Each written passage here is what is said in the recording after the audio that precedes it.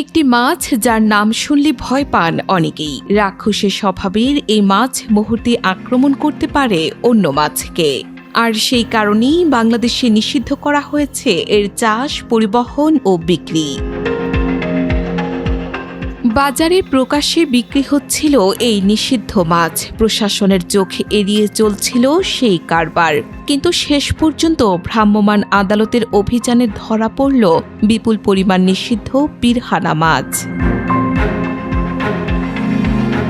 ময়মনসিংহের ভালুকায় ভ্রাম্যমাণ আদালতের অভিযানে জব্দ করা হয়েছে এই মাছগুলো।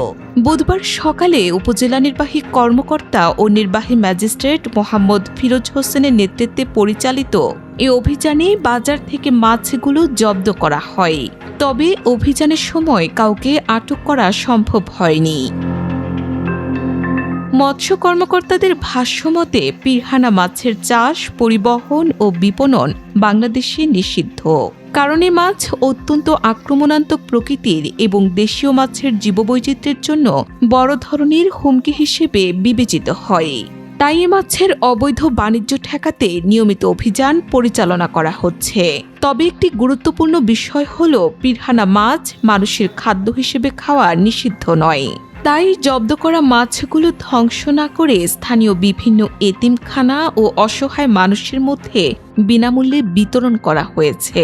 আমরা প্রায় 500 কেজির মতো পিরানহা মাছ জব্দ করে উপজেলায় নিয়ে আসি। আপনারা জানেন যে মৎস্য সংরক্ষণ আইন অনুযায়ী এই পিরানহা মাছ চাষ, ক্রয়, বিক্রয়, বাজারজাতকরণ, পরিবহন নিষিদ্ধ। এটা যেই পরিবেশে থাকে, যেই জলাশয়ে থাকে, আমাদের দেশীয় মাছ হুমকির সম্মুখীন হয়। দেশীয় মাছের আবাসস্থল নষ্ট করে এবং সেই জলাশয়ে কোনো দেশীয় মাছ পাওয়া যায় না। সরকার দেশীয় মাছের জীববৈচিত্র্য সংরক্ষণের উদ্দেশ্যে এই মাছটি নিষিদ্ধ করা হয়েছে। আমাদের এই ধরনের অভিযান নিয়মিত অব্যাহত থাকবে।